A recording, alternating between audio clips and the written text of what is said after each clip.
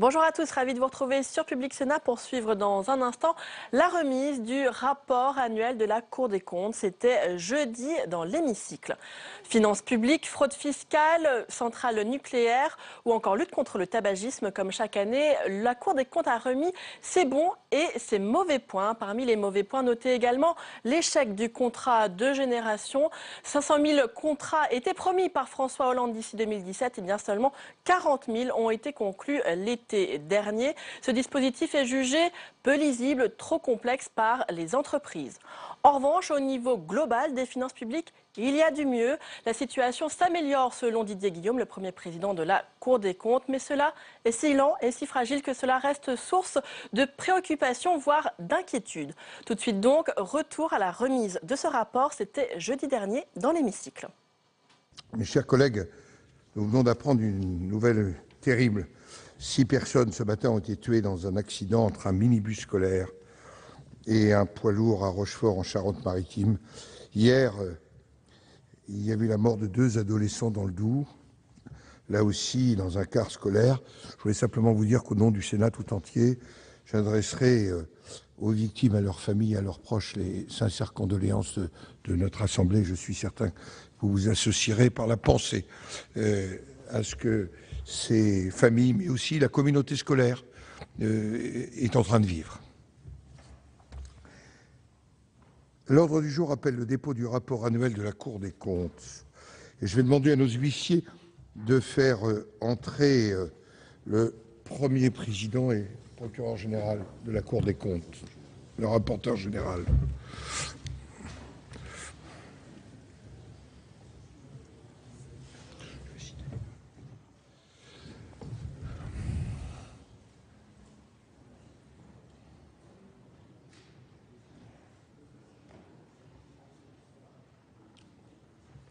Monsieur le Premier Président, Monsieur le rapporteur général, c'est avec un grand plaisir que nous vous accueillons ce matin pour la présentation du rapport annuel de la Cour des comptes. Je voudrais dire que les liens à la fois anciens et étroits entre le Sénat et la Cour des comptes ont été renforcés par la révision constitutionnelle de 2008 qui a consacré la mission d'assistance de la Cour au Parlement. Et je dois dire, au nom de tous mes collègues, au nom des présidents de commission, combien nous nous félicitons de pouvoir bénéficier de votre expertise pour exercer les missions de contrôle et d'évaluation des politiques publiques qui sont les nôtres. D'ailleurs, la conférence des présidents hier soir, avec les présidents de délégation et les présidents de commission, examinait cette mission de contrôle qui est très importante, notamment au Sénat, et qui s'inscrit génétiquement dans les missions du Sénat. Je connais, Monsieur le Premier Président, Monsieur le rapporteur général, toute l'attention que vous portez au Parlement. Nous connaissons votre attachement à répondre à nos préoccupations. Et Monsieur le Premier Président, je me réjouis des relations que nous entretenons. Je crois que jamais l'intensité des relations entre nos deux institutions n'aura été si forte. Vous êtes très régulièrement sollicités par nos commissions permanentes et par nos délégations. C'est bien sûr la commission des finances, 55 opérations de contrôle, je le rappelle, je l'ai bien en tête hier soir, Madame la Présidente, et la commission des affaires sociales, et le Président hier soir aussi nous en rendait compte. Au cours de l'année 2015, la commission des finances a bénéficié notamment de l'éclairage de la Cour sur des sujets aussi variés que le crédit immobilier de France, des aides personnelles au logement, les enjeux et les leviers de la maîtrise de la masse salariale de l'État, le bilan de l'autonomie financière des universités ou encore l'ensemble des soutiens à la filière forêt-bois. Les rapports que vous avez établis à la demande de la Commission des affaires sociales, notamment sur la situation des maternités, a donné lieu ici à un riche débat en hémicycle. Les autres instances sénatoriales sollicitent également la Cour dans le cadre de leurs travaux de contrôle et leurs travaux législatifs.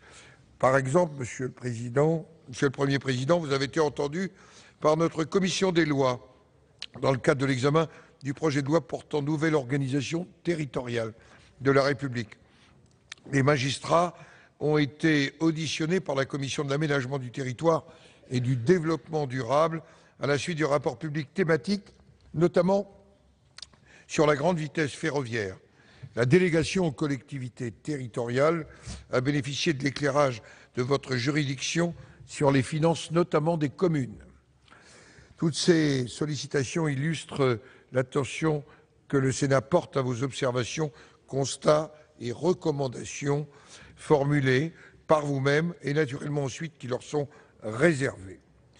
La remise du rapport annuel de la Cour des comptes est attendue à un moment où la situation de nos finances publiques demeure une réelle et insistante préoccupation. Les circonstances que nous vivons ont rappelé la nécessité de disposer de tous les moyens pour affronter et répondre aux menaces qui nous entourent. Nous devons, chacun le sait, accélérer la réduction des déficits qui alimentent la dette à l'excès et annihilent une capacité à agir souverainement et à engager un certain nombre de réformes pour créer la croissance dont notre pays a besoin. C'est donc avec le plus grand intérêt, Monsieur le Premier président, que nous allons à présent vous écouter, présenter le rapport annuel de la Cour des comptes. Madame la présidente de la Commission des finances et Monsieur le président de la Commission des affaires sociales interviendront ensuite. Monsieur le Premier président, je vous invite à prendre la parole à notre tribune.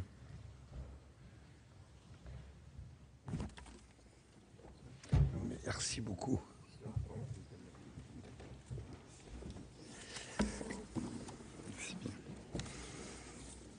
Vous avez la parole. Merci, Monsieur le Président. Monsieur le Président, Madame la Présidente de la Commission des finances, Monsieur le Président de la Commission des affaires sociales, Mesdames et Messieurs les sénateurs, la présentation du rapport public annuel que je viens de remettre à votre Président en application de l'article L. 143.6 du Code des juridictions financières est un moment important pour les juridictions financières et nous en sommes convaincus pour le débat autour de la bonne gestion publique. Or, ce rapport n'est pas, loin s'en faut, une collection d'anecdotes ni un florilège d'observations circonstancielles. Il est guidé, structuré par une préoccupation centrale, formuler des pistes de réforme, contribuer à la modernisation des services publics en expliquant ce qui fonctionne bien, ce qui pourrait progresser et encourager les décideurs à s'intéresser davantage aux résultats de l'action publique. Les messages portés par le rapport de la Cour sont au nombre de 3. La situation des finances publiques s'améliore, mais cette amélioration est encore lente, limitée, fragile. La situation reste en conséquence source de préoccupation, voire d'inquiétude. Deuxièmement, l'urgence de moderniser les services publics appelle des choix déterminés et une mise en œuvre méthodique. Troisièmement et enfin, nos contrôles mettent en évidence la nécessité d'une plus grande clarté, d'une plus grande sélectivité, d'une plus grande efficacité, d'une plus grande efficience de l'action publique pour répondre aux attentes de nos concitoyens, mais également aux objectifs que vous définissez. Avant d'entrer dans le détail de ces messages, je veux consacrer un court propos liminaire à la manière dont la Cour et les chambres régionales et territoriales s'efforcent de contribuer par leur action à l'amélioration de la gestion publique. J'insiste tout d'abord sur l'unité et la cohérence du rapport public annuel. Le premier tome s'intéresse à la situation d'ensemble des finances publiques au vu des dernières données disponibles, ainsi qu'à plusieurs politiques publiques et à différentes problématiques de gestion publique. Il fournit des exemples de réformes que les pouvoirs publics pourraient choisir de conduire. Le second tome met sur la table le bilan de l'activité de la Cour et des chambres régionales, ainsi que les suites données par les pouvoirs publics à leurs recommandations. Les codes couleurs des chapitres de ce second tome sont désormais bien connus. La Cour constate des progrès, là la couleur est verte, la Cour insiste, la couleur est orange, la Cour alerte, et là c'est le rouge. Certains progrès sont très directement liés aux recommandations que la Cour a pu formuler dans le passé, reprises par les pouvoirs publics. Je pense en premier lieu à la politique française d'incorporation des biocarburants dans les carburants, Vous avez récemment procédé à des ajustements utiles, conformément à nos recommandations, comme la fin de mesures de défiscalisation incohérentes ou l'inclusion du gazole non routier dans l'assiette de la taxe générale sur les activités polluantes. Je pense en deuxième lieu au financement de la défense nationale par des ressources exceptionnelles, malgré les risques identifiés par la Cour. Vous avez souhaité, dans la loi de programmation militaire, substituer des crédits budgétaires à la quasi-totalité des ressources exceptionnelles. Cette clarification bienvenue a été mise en œuvre dans la loi de finances pour 2016. Elle doit maintenant être confirmée dans le temps et menée à son terme. Le troisième exemple bien connu concerne la gestion de l'extinction de Dexia. Le gouvernement a déposé un amendement au projet de loi sur la déontologie des fonctionnaires, directement inspiré de nos travaux que vous avez bien voulu voter au Sénat, qui porte sur ce que l'on appelle les parachutes dorés. Un fonctionnaire ayant exercé des fonctions de dirigeant dans un organisme public ou bénéficiant de concours publics ne pourra plus réintégrer son administration d'origine et percevoir en même temps de cet organisme des indemnités liées à la cessation de ses fonctions. Cette avancée ne vaut bien sûr pas seulement en cas de sinistre et doit encore être confirmée dans le texte qui sera adopté définitivement. Dans son rapport public 2016, la Cour fait le point sur l'exercice de ses compétences, notamment, vous l'avez rappelé, Monsieur le Président, l'évaluation des politiques publiques. Nous avons répondu à un certain nombre de demandes émanant de l'Assemblée nationale, mais aussi du Sénat. Et j'en profite, Monsieur le Président, pour me réjouir de la qualité des relations entre la Cour et le Parlement, qui témoignent de l'intensité et de la portée de la mission d'assistance de la juridiction à la représentation nationale. Et bien sûr, je pense tout particulièrement à la qualité des relations entre les commissions des finances et des affaires sociales du Sénat et la Cour des comptes. J'en viens au premier message de la Cour. La situation des finances publiques s'améliore, mais cette amélioration est encore lente, limitée, fragile, et la situation reste en conséquence source de préoccupation, voire d'inquiétude. La Cour relève la difficulté rencontrée pour redresser cette situation plus nettement et plus durablement, malgré les efforts entrepris. Selon les dernières prévisions du gouvernement, les objectifs de réduction des déficits publics auraient été tenus l'année dernière. Les résultats devraient même être meilleurs que prévu. Pour autant, cette baisse est restée lente et limitée. La prévision gouvernementale de maîtrise des déficits pour 2016 est plus ambitieuse qu'en 2015. La réalisation de cet objectif reste encore malgré tout incertaine pour trois raisons. D'une part, les hypothèses d'inflation et de hausse de la masse salariale du secteur privé, donc les prévisions de recettes fiscales et sociales, paraissent surestimées. Les prévisions toutes récentes de la Commission européenne viennent d'ailleurs de confirmer ce risque. D'autre part, le choix de sous-doter dans la programmation budgétaire initiale certaines dépenses de l'État fait peser des risques de dépassement. Des urgences prévisibles en cours d'année, comme le plan pour l'emploi et la formation annoncé par le gouvernement ces dernières semaines, sont susceptibles d'accentuer ces risques. Enfin, l'objectif retenu pour la croissance des dépenses sociales serait également difficile à tenir. Une partie des économies attendues en matière de régime de retraite complémentaire et d'assurance chômage pourrait ne pas être au rendez-vous cette année. La Cour se réjouit évidemment de la perspective d'un retour à des conditions économiques un peu plus favorables, mais la prudence reste de mise. En 2016, le déficit public devrait rester supérieur à 3 points de PIB, la dette publique approcherait 100 points de PIB, et cette situation n'autorise aucun relâchement des efforts. La réduction des déficits publics ne peut en effet pas seulement reposer sur l'amélioration des recettes permise par une amélioration conjoncturelle, elle doit aussi résulter d'une action résolue sur le besoin de financement structurel de toutes les administrations publiques, État, collectivités territoriales, sécurité sociale. Et dans ce dernier cas, nous ne pouvons collectivement, je crois, pas nous satisfaire d'un déficit durable des comptes sociaux destiné uniquement à financer des dépenses courantes. Or, une fois de plus, la question n'est pas, pour la Cour des comptes, de tenir une position dogmatique. ni de recommander à toute force de réduire les crédits nécessaires à l'exercice de missions prioritaires. La question qui se pose est celle de l'efficacité et de l'efficience de la dépense publique et de la pertinence de crédits alloués à des missions ou des structures dont l'utilité n'est plus aussi démontrée. Il faut mettre en regard les moyens consacrés et les résultats effectivement obtenus avant de décider d'un éventuel maintien, voire d'un abondement de ces moyens. L'augmentation des dépenses ne doit pas être la principale, voire la seule réponse à chaque fois qu'un problème est identifié, au risque de perdre de vue l'exigence d'efficacité et d'efficience de l'action publique. Au total, la maîtrise des déficits et du poids de la dette publique doit être poursuivie avec vigueur. Dans le cas contraire, la France risquerait d'être à l'avenir encore plus contrainte dans l'utilisation de l'instrument budgétaire. Il y a un mois, lors de l'audience solennelle de la Cour, j'évoquais la capacité de la France à procéder à des choix souverains de politique publique, sa capacité à dégager des marges de manœuvre pour faire face aux priorités du temps. Il faut reconnaître que cette capacité reste entravée par la situation des finances publiques. Plusieurs insertions de ce rapport annuel 2016 illustrent parfaitement la difficulté parfois rencontrée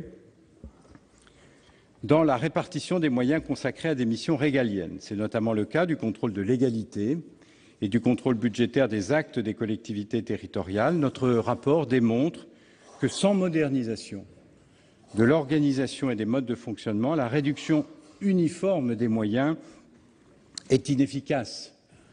Plus grave encore, elle peut fragiliser, voire remettre en cause l'exercice de certaines missions pourtant essentielles. J'en arrive au deuxième message de la Cour, qui est le fil rouge du rapport. L'urgence de moderniser les services publics appelle des choix déterminés et une mise en œuvre méthodique. Cette méthode repose sur des principes de bon sens. Une réforme réussie repose sur une bonne anticipation des besoins, une identification correcte des investissements pertinents, une conduite rigoureuse et un accompagnement du changement selon le calendrier approprié, c'est-à-dire sans précipitation, mais également sans immobilisme. Le cas des transports ferroviaires en Île-de-France et celui de la politique de maintenance des centrales nucléaires illustrent tout à fait la nécessité pour les pouvoirs publics de choisir avec rigueur et de hiérarchiser les investissements à consentir dans la durée. Par ailleurs, je suis souvent amené, au nom des juridictions financières, à évoquer la question de la pertinence des dépenses d'investissement. Contrairement à une idée reçue, elles ne sont pas vertueuses par principe. L'investissement est vertueux quand il répond à un besoin collectif, lorsqu'il est produit avec le souci de l'efficacité et de l'efficience, et dès lors que les dépenses de fonctionnement qu'il entraîne ont été correctement anticipées. Or, le rapport public 2016 offre de nouvelles illustrations d'investissements dont la pertinence n'est pas démontrée. Vous l'avez compris, une mauvaise idée fait le plus souvent une mauvaise réforme. Mais une idée qui n'est pas mauvaise en soi ne fait pas nécessairement une bonne réforme. La Cour analyse ainsi les raisons de l'échec du contrat de génération.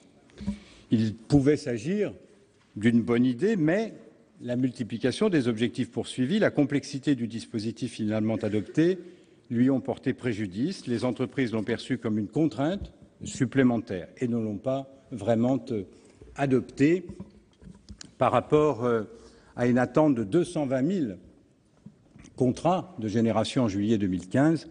Il y en a seulement 40 300.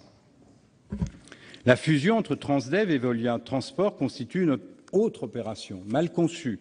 Son bilan est très négatif à court terme pour la Caisse des dépôts et consignations, dont le choix stratégique devra bien sûr être apprécié sur le long terme. Les juridictions financières sont conduites dans leurs travaux à étudier la capacité des gestionnaires publics à mener les projets ambitieux décidés jusqu'au bout de la logique qui les sous-tend. Le cas du versement de la solde des militaires est illustratif de la difficulté parfois rencontrée pour mener une réforme à son terme, surtout lorsqu'elle passe par la refonte d'un système d'information. l'exemple des facteurs dont la profession est confrontée à la baisse du volume de courrier ou de l'archéologie préventive appelle à aller plus loin dans l'effort de modernisation et d'adaptation. Autre enseignement de nos contrôles, une réforme, une fois décidée, gagne à être menée rapidement et résolument, faute d'un beau calendrier, d'un bon rythme. Le résultat est souvent éloigné de l'objectif fixé et plus coûteux. Lorsque des réformes ont été engagées, leur conduite suppose que le cap soit maintenu. C'est notamment le cas de la réforme des organismes payeurs des aides agricoles, caractérisée par des retards. La réforme de l'inspection du travail montre par défaut l'utilité des réflexes de bon sens que je viens d'énumérer. Il est sans doute regrettable que ce service ait connu depuis 10 ans des réformes successives dont les finalités n'ont été que progressivement définies. Le climat de travail et les résultats en ont été affectés. La Cour recommande que cette modernisation soit désormais menée à son terme rapidement.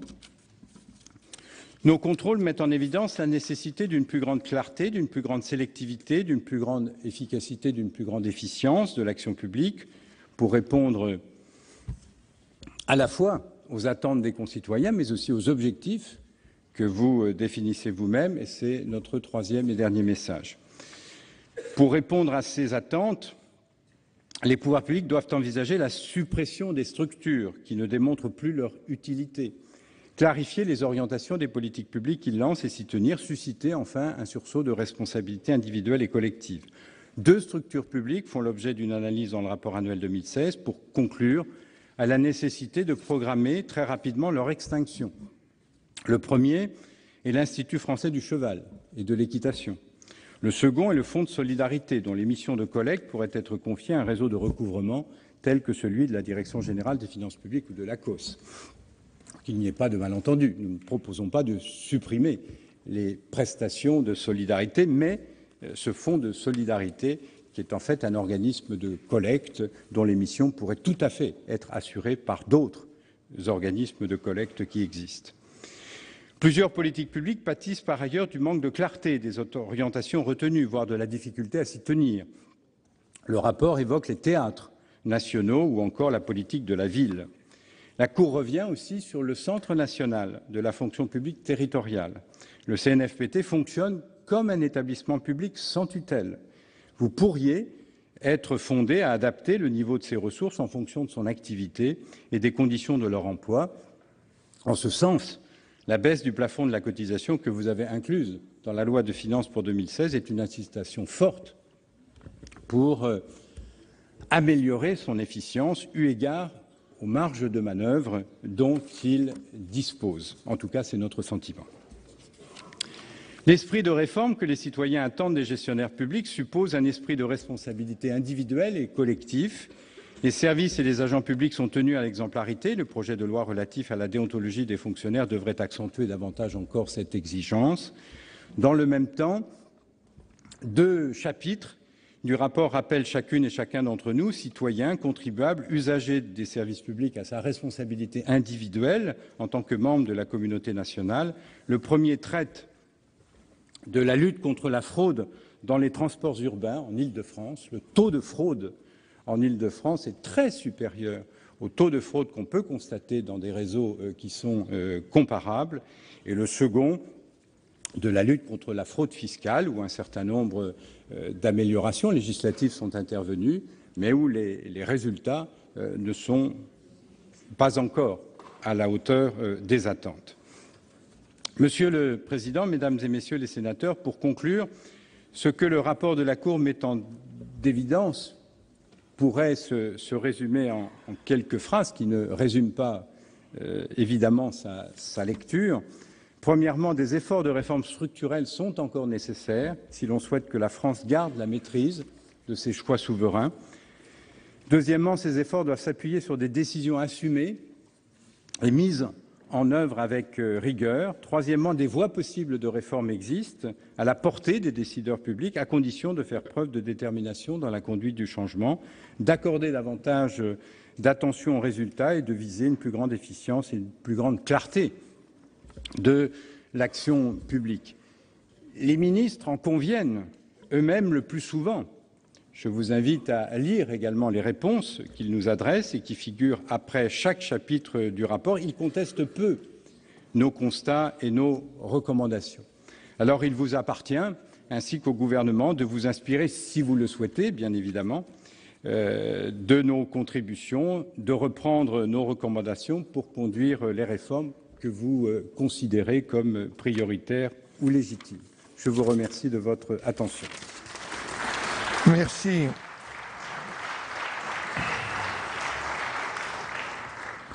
Merci, Monsieur le Premier Président. Monsieur le Premier Président, le Sénat vous donne acte du dépôt du rapport annuel de la Cour des comptes et je vais donner la parole maintenant à Madame la Présidente de la Commission des Finances, et ce pour 10 minutes. Vous avez la parole, Madame la Présidente. Monsieur le Président, Monsieur le Premier Président, mes chers collègues, cette séance de remise du rapport public annuel de la Cour des comptes est un moment symboliquement important qui illustre l'assistance que la Cour des comptes apporte au Parlement, comme le prévoit la Constitution. Elle est à la fois l'occasion de faire le point sur les relations entre le Sénat et la Cour des comptes et de nourrir de futurs échanges. Le rapport public annuel commence, comme c'est désormais la tradition, par une insertion consacrée à la situation des finances publiques. Alors que le semestre européen bat son plein, nous serons la semaine prochaine à Bruxelles avec le rapporteur général et François Marc. Nos travaux des prochaines semaines seront largement consacrés à l'analyse du programme de stabilité et à la programmation des finances publiques. Nous devrons évaluer la politique du gouvernement en matière de finances publiques qui, selon mon appréciation, qui bien entendu ne peut engager la totalité des commissaires des finances, se caractérise par une maîtrise sans précédent de l'évolution des dépenses, afin, dans un contexte de croissance faible, de permettre des allègements fiscaux et sociaux substantiels en faveur des entreprises et des ménages, tout en respectant une trajectoire de réduction du déficit public. Pour cela, la Cour des comptes présente des éléments techniques qui souvent complètent les travaux du rapporteur général et des rapporteurs spéciaux, par exemple sur l'élasticité des prélèvements obligatoires à la croissance, sur les aléas qui entourent le respect des objectifs de maîtrise des dépenses ou encore sur la trajectoire de solde structurel. Cela nous est très utile, même si la politique budgétaire n'est que l'une des composantes de la politique économique et que notre réflexion politique sur le bon dosage entre recettes, dépenses et réduction du déficit doit intégrer d'autres éléments, comme par exemple les conséquences sur la croissance et l'emploi. Mais ce n'est pas l'objet de notre séance de ce matin. Le rapport public annuel de la Cour des comptes, c'est, dans l'esprit de nos concitoyens, cette mosaïque annuelle d'insertion sur des sujets nombreux et variés qui nous plonge dans la diversité de notre vie économique et administrative. Nous ne pouvons pas les évoquer tous aujourd'hui. En revanche, il nous appartient de nous en saisir, soit pour approfondir nos connaissances sur un sujet, soit pour donner des suites politiques aux constats ou recommandations de la Cour des comptes lorsque nous le jugeons utile. Dès le 2 mars prochain, nous organiserons en commission des finances des auditions sur le contrôle fiscal qui fait l'objet d'une insertion dans le rapport.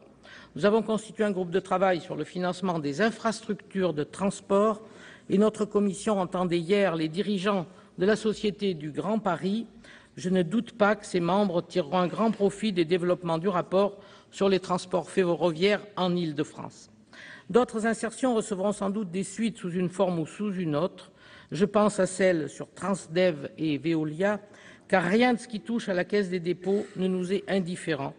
À celles sur les biocarburants, qui formulent des propositions de nature fiscale, ou encore dans le domaine qui m'est cher, de l'administration territoriale de l'État, à celles sur le contrôle de légalité, qui pourra nourrir les travaux de notre rapporteur spécial Hervé Marseille.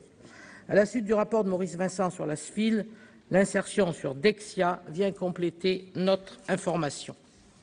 Je voudrais justement insister cette année sur la complémentarité entre les travaux du Sénat et ceux de la Cour des comptes, ainsi que sur la bonne coordination de nos activités. La Commission des finances a adopté la semaine dernière son programme de contrôle budgétaire qui a été rendu public et a été transmis à la Cour des comptes. Comme chaque année, ce programme de contrôle comprend des enquêtes dont la réalisation est confiée à la Cour. Cette année, André Gattolin, Vincent Eblé vous ont demandé un travail sur les archives nationales, Éric Doligé sur l'enseignement français à l'étranger et Vincent Capo-Canellas sur la compétitivité du transport aérien. Avant la prochaine loi de finances, vous transmettrez au rapporteur général une enquête sur les dépenses fiscales en faveur du développement durable. Et dans un mois, Marc Laménie rendra public le rapport qu'il élabore sur la base d'une enquête sur la journée défense et citoyenneté que vous lui avez remise. En tant que président de la Commission des finances, je voudrais dire ma satisfaction de constater que les rapporteurs de la Commission des finances utilisent les enquêtes que nous vous demandons pour nourrir leurs propositions politiques, sans pour autant épouser systématiquement les recommandations de la Cour et sans, bien entendu, vous le comprendrez, que j'y sois, à titre personnel, toujours favorable. Je pense aux initiatives qu'a prises notre rapporteur général, Albéric de Montgolfier, lors de l'examen du projet de loi de finances pour 2016, lorsqu'il a présenté des amendements visant à réduire la masse salariale de l'État. Je pense à Philippe Dallier, qui a utilisé l'enquête sur les aides personnelles au logement pour préparer des amendements tendant à étudier les modalités de création d'une base de données dans le but de connaître la surface des logements des allocataires et à lutter contre la fraude ou encore à étudier les conditions dans lesquelles les revenus des parents pourraient être pris en compte dans l'attribution des APL. Je pense aux propositions de Francis Delattre sur l'aide à la complémentaire santé pour les personnes âgées ou encore au rapport d'Alain Houpert et Yannick Botrel sur la filière forêt-bois qui a suscité beaucoup de débats et de réflexions depuis sa publication au mois d'avril. La semaine dernière, le directeur général de l'Agence des participations de l'État évoquait devant la Commission des finances les conséquences de la mise en œuvre des recommandations de l'enquête demandée par Philippe Dallier et Albéric de Montgolfier sur le recours par l'État aux consultants extérieurs. Nous ne nous bornons pas à utiliser les enquêtes que nous vous demandons, mais essayons de tirer profit de l'ensemble de la production de la Cour des comptes dans nos travaux de contrôle, ainsi que dans le cadre des discussions législatives. Ainsi, le rapporteur général, lors de l'examen du dernier projet de loi de finances rectificative, se fondant sur des rapports de la Cour des comptes pour approuver les modifications proposées dans les règles de fonctionnement du FCTVA ou encore la réforme du compte de commerce régie industrielle des établissements pénitentiaires. J'en profite pour signaler que le calendrier des travaux de la Cour des comptes ne permet pas toujours de les exploiter au mieux. C'est ainsi que nous avons reçu le rapport du Conseil des prélèvements obligatoires sur la TVA après le vote du projet de loi de finances et du collectif budgétaire. Nous avons reçu cette semaine un référé consacré au dispositif ISF-PME qui aurait sans doute été utile à notre rapporteur général lorsqu'il a présenté en collectif budgétaire un amendement qui n'a pas été retenu mais qui va dans le même sens que ce que préconise la Cour. Aurait-il eu plus de succès si l'analyse de la Cour avait été disponible au mois de décembre? Je ne sais pas. L'évolution toujours plus positive des relations entre la Cour des comptes et le Parlement doit beaucoup à l'état d'esprit qui a été insufflé il y aura 15 ans au mois d'août par l'adoption de la loi organique relative aux lois de finances. Les enquêtes demandées en application de son article 58.2 ont conduit les magistrats à travailler avec les rapporteurs spéciaux à l'origine de la saisine. Les auditions publiques organisées suite à la remise de ces enquêtes ont transformé les présidents de chambre en habitués de nos salles de réunion. Et je vais en profiter, Monsieur le Premier président, pour saluer l'ensemble de ceux qui, à vos côtés, travaillent dans cet état d'esprit.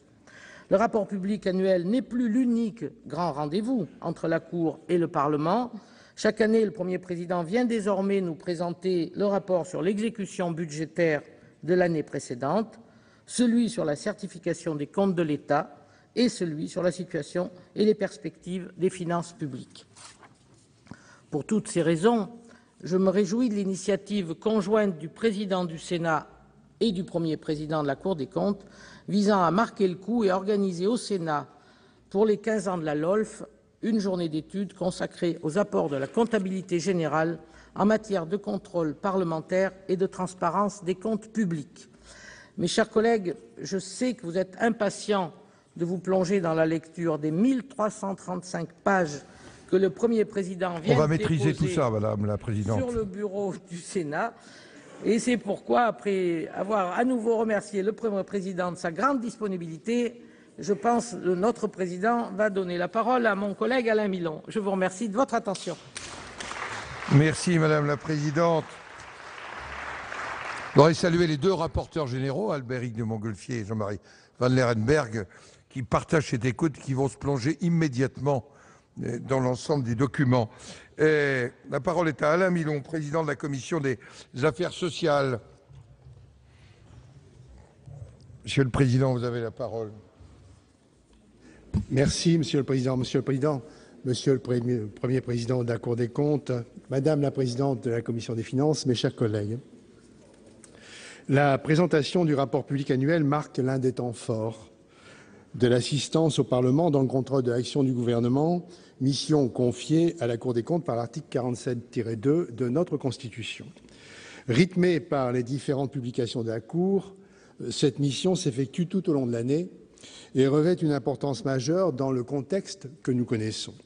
La ressource publique est devenue rare et les déficits sont élevés. Plus que jamais, il est nécessaire de tracer les voies d'une action publique plus économe. La contribution de la Cour des comptes est de ce point de vue essentielle, en particulier pour la sphère sociale, qui représente, je vous le rappelle, près de la moitié de nos finances publiques.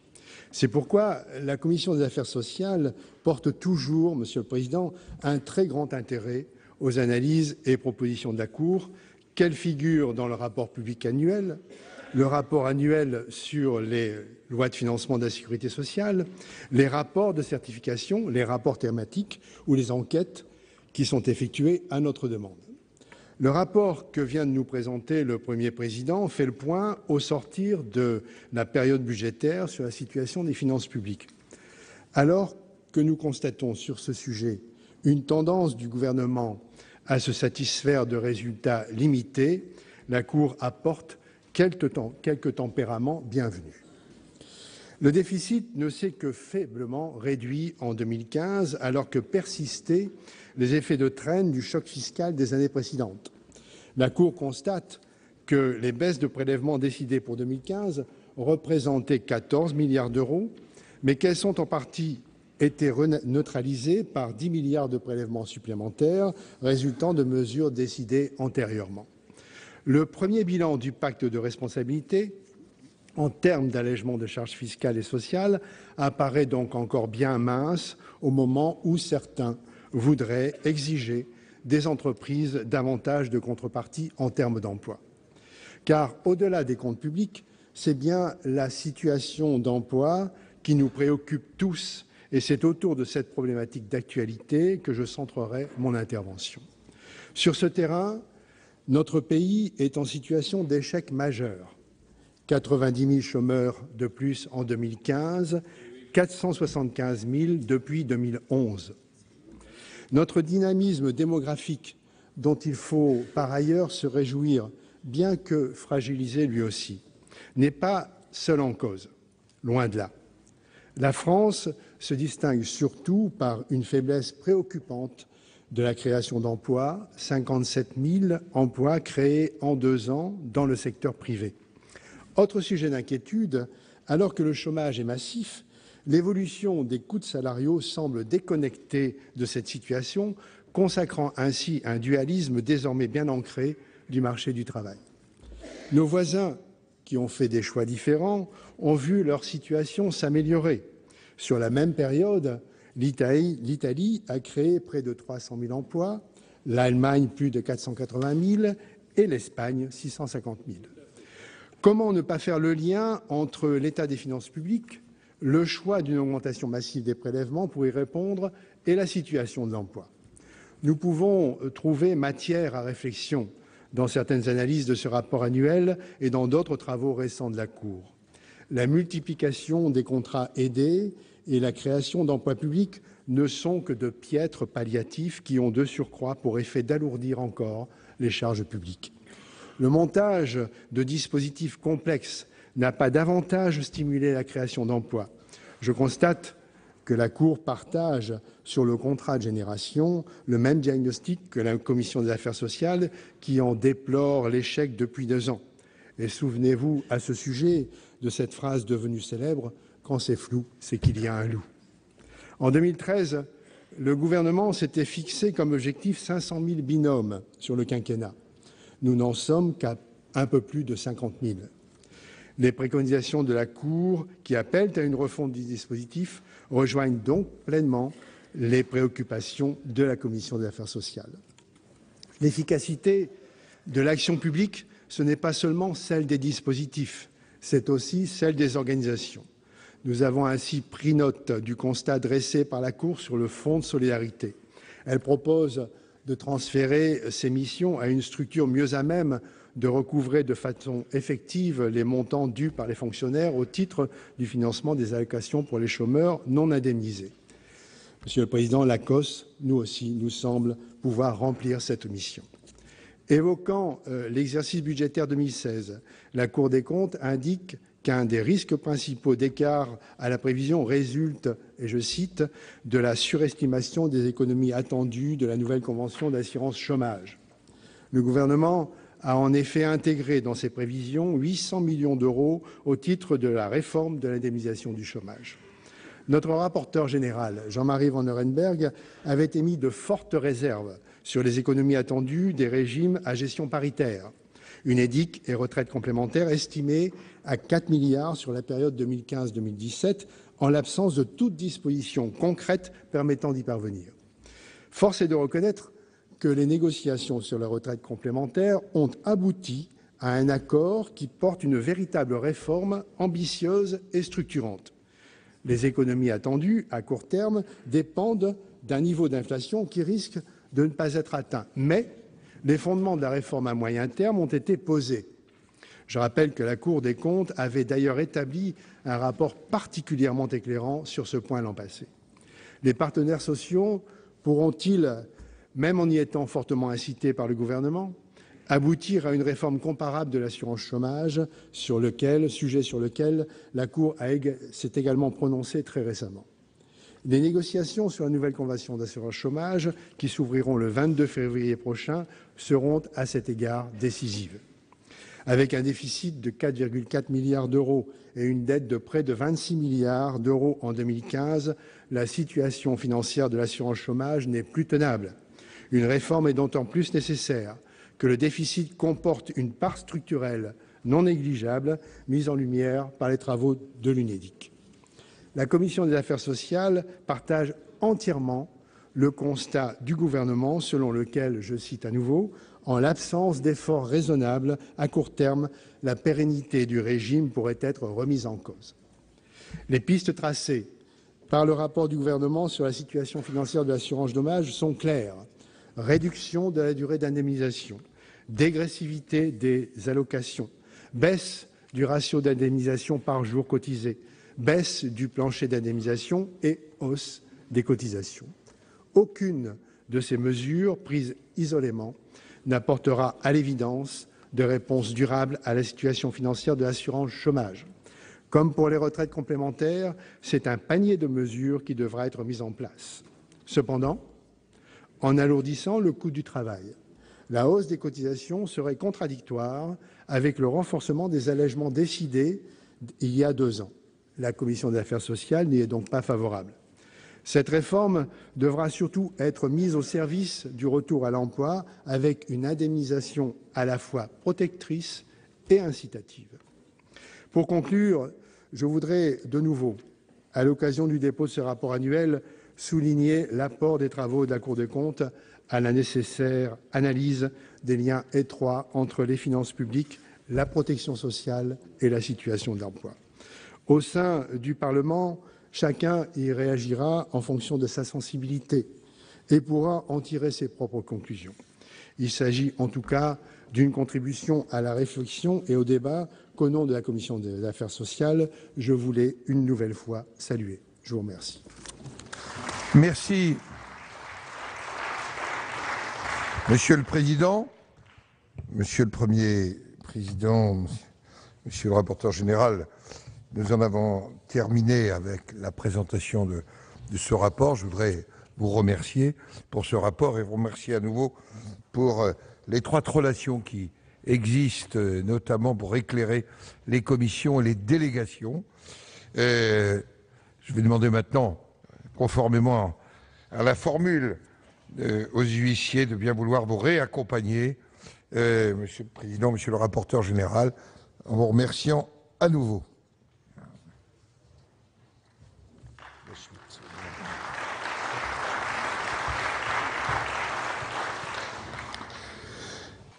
Voilà pour la remise du rapport annuel de la Cour des comptes. Vous avez pu entendre l'allocution du premier président de la Cour des comptes, Didier Migaud, suivi des interventions d'abord de la présidente de la Commission des finances, la socialiste Michèle André, suivi du discours du président LR de la Commission des affaires sociales, Alain Milon. Toute autre chose à présent, puisque je vous propose de passer aux travaux de la mission d'information sur la place de l'islam en France, qui a auditionné mercredi dernier Alain Grèche. Alain Grèche est journaliste au Monde diplomatique, il est spécialiste du Moyen-Orient. Lors de cette audition, il est revenu sur les rapports qu'entretiennent la société française et l'islam, notamment la méconnaissance par la majorité de la société française des différents courants de l'islam en France. Également, pour ce journaliste, eh bien, la laïcité et l'islam sont parfaitement compatibles. Il a rappelé que la plupart, l'immense majorité des musulmans appliquent en France les lois de la République. Tout de suite donc, retour à cette audition, c'était mercredi au Sénat. Nous recevons cet après-midi M. Alain Grèche, qui est l'ancien rédacteur en chef, puis directeur adjoint du Monde diplomatique jusqu'à la fin de l'année passée, l'année 2015. Monsieur Grèche, vous animez aujourd'hui le blog Nouvelles d'Orient et vous avez publié plusieurs livres sur l'islam, comme L'islam, la République et le monde en 2004, ou encore L'islam en question. C'est un livre d'entretien avec Tariq Ramadan qui est paru en 2000. Monsieur Grèche, le bureau de notre mission d'information a souhaité vous entendre, parce qu'ayant couvert le Proche-Orient durant de nombreuses années, vous êtes un excellent connaisseur de cette région compliquée et des tensions religieuses qui la traversent. Certes, ce sont des pays où la population est à majorité musulmane, ce qui n'est pas le cas chez nous, mais la manière dont ils gèrent la coexistence entre les différentes communautés confessionnelles pourrait fournir des points de comparaison intéressants avec la situation française. Si vous en êtes d'accord, je vous propose dans un premier temps de non seulement avoir autour de 15 minutes un propos liminaire pour nous faire part de votre réflexion générale. Nous souhaiterions en particulier recueillir votre point de vue sur les difficultés que l'exercice du culte musulman a pu ou peut encore rencontrer en France, sur les conditions que l'islam et sur les conditions pour que l'islam puisse s'y épanouir en bonne harmonie avec les autres institutions. Et bien sûr, mes collègues ici présents pourront vous poser un certain nombre de questions. En général, les auditions se déroulent autour d'une heure, un peu plus, on n'est pas à quelques minutes près. Donc voilà, je vous remercie encore de vous être rendu disponible. Je vais vous laisser la parole en vous précisant que cette séance, comme la suivante, est enregistrée et fait l'objet donc d'une captation vidéo. Donc on retrouve et on retrouvera sur le site du Sénat l'ensemble de nos échanges. Merci.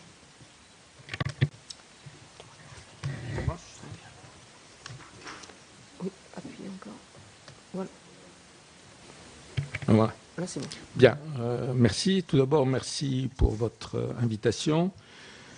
Je voudrais dire en introduction que je pense que la mission de votre commission est extrêmement importante parce que avec l'avenir des communautés musulmanes en France, il n'en va pas seulement de la cohésion nationale de notre société, mais il en va aussi de nos relations avec le monde musulman. Et aujourd'hui, on voit bien à quel point les deux sont liés. C'est-à-dire que ce qui se passe dans le monde musulman, qui est notre voisin géographique, et ce qui se passe chez nous, il y a une interaction. Et donc, je pense notre capacité à régler ou à améliorer les relations avec les communautés musulmanes en France est tout à fait décisive aussi pour la place de la France dans le monde. Je voudrais dire d'abord que quand on parle des communautés musulmanes en France, c'est une généralisation, si je puis dire. Il y a 30 ans, personne ne parlait des musulmans de France. On disait les Maghrébins, on disait les Africains. C'est une formulation qui est née dans les années 80 et qui est en partie trompeuse.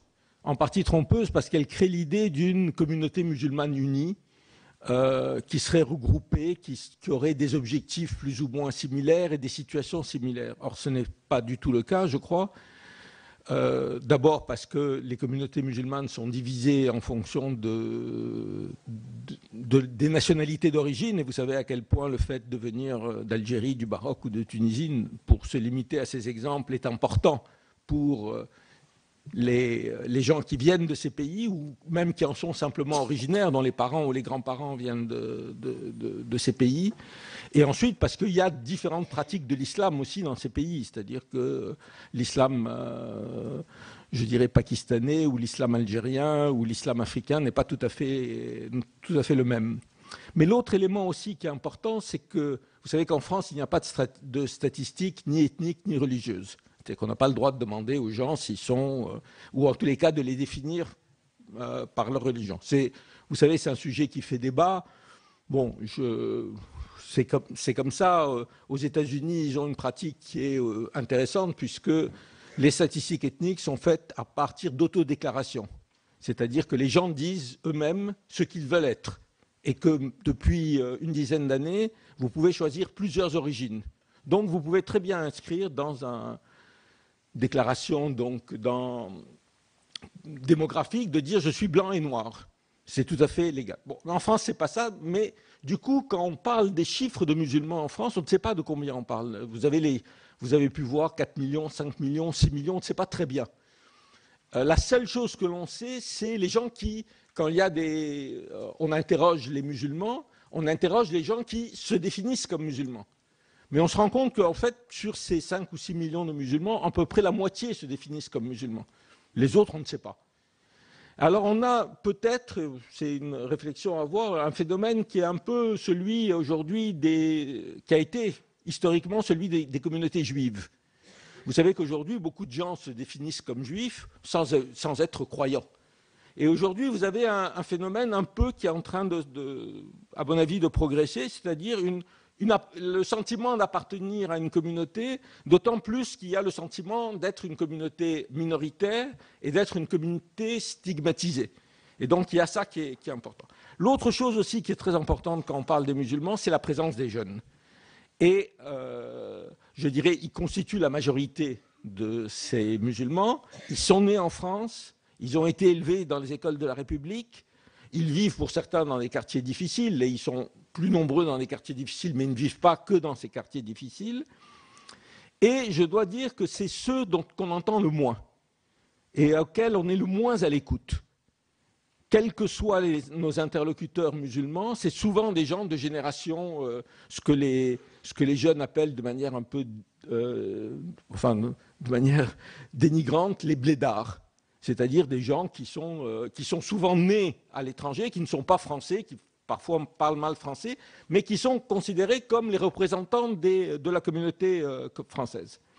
Et il y a donc une tendance chez nous à traiter les musulmans en général comme mineurs, mais les jeunes encore plus comme mineurs. Vous savez qu'en France, malheureusement, l'essentiel de la situation, des communautés algériennes, marocaines, turques, etc., nous réglons les problèmes avec eux, avec les ambassades de ces républiques. Et pas seulement avec les ambassades, avec les services de renseignement de ces républiques. C'est-à-dire que quand nous avons un problème dans les communautés marocaines, on va voir l'ambassade du Maroc et on leur demande de régler le problème. Et au moment même où on dit « nous voulons un islam de France ». Et il y a là vraiment quelque chose qui est contradictoire et qui devrait amener à une espèce de révolution dont le premier élément serait sans doute que d'arrêter de faire que le ministère de l'Intérieur soit chargé des cultes en France. On ne voit pas pourquoi c'est le ministère de l'Intérieur en France qui s'occupe des cultes et pas le ministère de la Justice. Ce n'est pas une affaire d'ordre public, les religions, c'est une affaire... on en fait malheureusement une affaire de police et je pense que ça a des conséquences négatives. Quand on parle de la représentation des musulmans en France,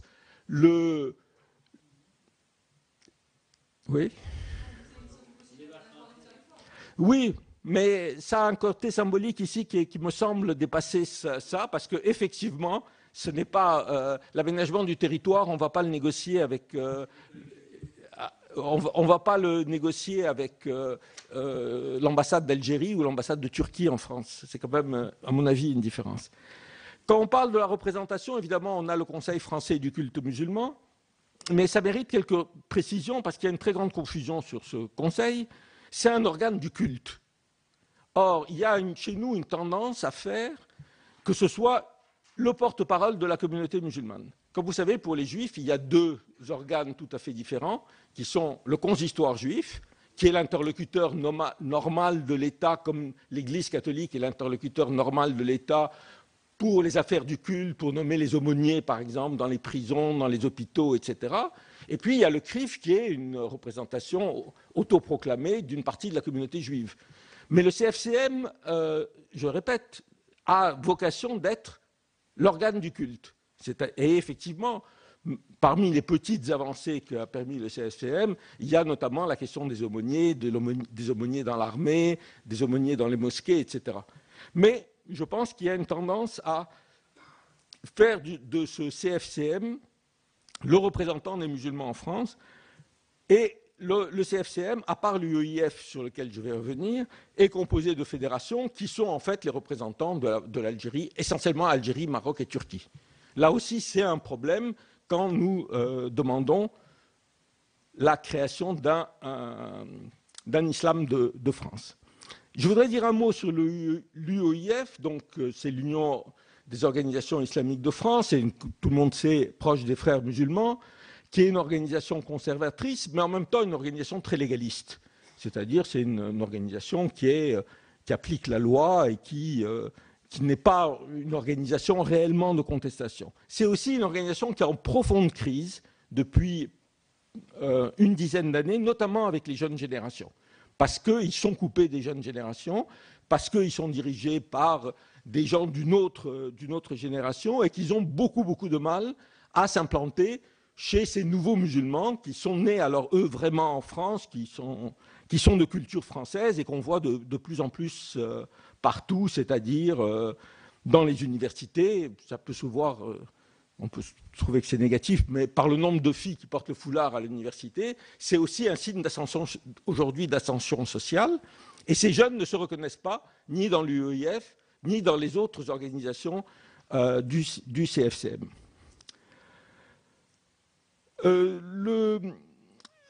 L'autre courant aujourd'hui qui existe dans l'islam, c'est ce qu'on appelle le salafisme. La différence entre le salafisme et les frères musulmans, au-delà des problèmes de doctrine dans lesquels je ne rentrerai pas, c'est que l'UEIF, c'est une vraie organisation, centralisée, avec des sections, avec une discipline assez rigoureuse. Donc on peut dire qui est l'UEIF et qui ne l'est pas, mais on ne peut pas dire qui est salafiste et non. Et il y a 20 courants différents du salafisme qui vont des salafistes quiétistes, c'est-à-dire ceux qui prônent l'apolitisme, aux salafistes djihadistes, ceux qui prônent le djihad. Il faut savoir que historiquement, le salafisme, qui a été exporté très largement par l'Arabie saoudite, était un salafisme quiétiste. C'est-à-dire c'est un salafisme très conservateur, réactionnaire, on pourrait dire, sur le plan des mœurs, sur toute une série de plans. Mais ce n'était pas jusque dans les années 2000 un courant contestataire. Aujourd'hui, il est devenu contestataire, y compris à l'intérieur de l'Arabie saoudite, où il y a des contestations qui se font au nom du salafisme. Mais c'est un courant aujourd'hui qui progresse, dont le discours essentiel, même chez les gens qui ne sont pas, je dirais, des radicaux, qui ne sont pas des gens qui prônent la violence, c'est de dire nous sommes dans une société impie et nous n'avons rien à faire avec cette société. Nous voulons vivre à côté de ces sociétés avec l'idée, à terme, d'émigrer en terre d'islam. Et je crois que c'est un courant qui, depuis une dizaine d'années, a progressé de manière relativement importante parce qu'il répond à un sentiment de beaucoup notamment de jeunes, d'être stigmatisés aujourd'hui par la société, par les médias, et d'avoir l'impression d'être totalement sous pression. Et je crois que c'est quelque chose auquel il faut vraiment accorder de l'importance. Je dirais pas plus que les risques, évidemment, de passage à des actes violents, mais c'est quand même quelque chose d'inquiétant de voir des gens qui se disent « nous ne sommes plus français ». Je veux dire, ça s'appuie sur quelque chose, enfin, sur un double phénomène qu'il faut avoir. Un qui est objectif, C'est-à-dire aujourd'hui, quand vous vous appelez Mohamed ou Fatima, vous avez 4 ou 5 fois moins de chances à diplôme égal de trouver un travail. Il y a une étude très très bonne faite à propos du Sénégal, où on a pris le même panel, si on peut dire, vous savez qu'au Sénégal, il y a 10% de chrétiens, donc on a fait des CV avec le même CV avec prénom chrétien, prénom musulman, avant même si vous voulez, il y a 4 ou 5 fois plus de chances d'avoir une réponse si on a un prénom chrétien qu'on a un prénom musulman. Voilà. Donc ça, c'est quelque chose que les jeunes vivent dans la réalité, y compris une partie des jeunes qui ont réussi socialement. Et puis l'autre aspect qui me semble aussi important, c'est la question des médias. C'est-à-dire qu'aujourd'hui, l'islam est sans arrêt, je veux dire, devant de la scène, avec l'impression de ces jeunes musulmans d'être effectivement désignés du doigt. Alors, je répète, ces jeunes musulmans, il y a une partie qui est les populations défavorisées, et dont on parle souvent, mais c'est aussi des gens qui sont d'une certaine manière le symbole de la réussite du modèle français. C'est-à-dire des gens qui ont réussi leurs études, qui soit issus de couches populaires, soit de couches non populaires. Il y a maintenant une vraie bourgeoisie, disons, musulmane, et qui n'ont pas le sentiment d'être intégrés, et qui ont en plus ce sentiment de n'avoir personne qui parle en leur nom. Et quand ils voient à la télévision les gens qui sont invités, je dirais, ça provoque encore plus de haine. Je vais donner un exemple c'est l'exemple de l'imam Chalgoumi, je veux dire, qui est une espèce d'idole comme ça des médias. Je peux vous dire qu'il n'a aucun poids dans la communauté musulmane. Et non seulement ça, les musulmans prennent ses prestations comme une insulte. Enfin, je veux dire, ce n'est pas simplement... il y a eu quelque temps Laurent Geoffrin qui a fait un éditorialiste pour dire les gens qui attaquent Chalgoumi, c'est des gens qui sont contre la République, etc. Il a une grande influence dans l'islam. La journaliste du Figaro, qui n'est vraiment pas susceptible d'être accusée de philo-islam, a dit « Je n'ai pas rencontré dans mon travail de journaliste un musulman qui trouve que Chalgoumi parle en son nom. » Mais c'est lui qui apparaît à la télévision. Ou bien ce sont des intellectuels qui disent exactement ce que nous avons à dire. C'est tant mieux, je veux dire, c'est des intellectuels musulmans dans le sens où ils ont des noms musulmans, mais où les musulmans croyants n'ont pas l'impression qu'ils parlent en leur nom. Donc il y a là un vrai problème de représentation. Et là-dessus, je vais terminer pour rajouter quelque chose qui risque de vous fâcher encore plus que tout ce que j'ai dit, je vais vous parler de Tarek Ramadan. Je vais vous en parler parce que c'est quelqu'un que je fréquente depuis 20 ans, avec qui j'ai fait des débats, j'ai fait un livre, j'ai fait des débats en français, en arabe, parce que je parle l'arabe, et donc je peux vous dire que l'idée qu'il tient un double discours est absolument fausse. Je l'ai entendu dans les publics ailleurs qu'en France, c'est-à-dire musulmans, tenir des propos beaucoup plus durs et beaucoup plus autocritiques de l'islam que ce qu'il fait en France. Est-ce qu'il a varié au cours des 20 ans que j'ai fréquenté? Oui, il a varié. Il a eu des positions qui ont été différentes. Il a évolué comme beaucoup de gens. Et quand on me dit le double discours, je dis, écoutez, oui, c'est vrai, nous devons dénoncer les doubles discours. En France, nous avons élu un président de la République sur un discours de gauche, et évidemment, il fait une politique de gauche. Le fait que des responsables politiques tiennent des discours qui ne soient pas toujours les mêmes, je veux dire, ça ne devrait pas être quand même considéré comme quelque chose d'extraordinaire. Mais il n'a pas de double langage au sens, il n'a pas un programme caché. Ce que Tarek Ramadan dit depuis 20 ans, c'est aux musulmans, c'est vous êtes partie de ces sociétés, vous n'avez pas à avoir de complexe, vous n'avez pas à vous considérer comme victimisé, vous n'avez pas à sans arrêt dire que vous êtes victimisé, à vous de vous battre pour vos droits de citoyen. Et je sais qu'on peut débattre de lui et beaucoup, parce qu'il est resté plein de choses, dont la plus extraordinaire, évidemment, qui lui a coûté le plus, c'est l'affaire du moratoire sur la lapidation. Et je dirais c'est intéressant parce que ça me permet de faire un petit dégagement sur la question de l'islam dans le monde. Il y a effectivement aujourd'hui globalement, depuis une cinquantaine d'années, largement financée par nos amis saoudiens, une lecture de l'islam qui est une lecture extrêmement conservatrice et qu'ils ont exportée dans le monde entier grâce au pétrodollar et à travers l'exportation de milliers et de milliers d'imams, non seulement en France, mais dans tous les pays. Et c'est vrai qu'il y a des débats dans la communauté musulmane.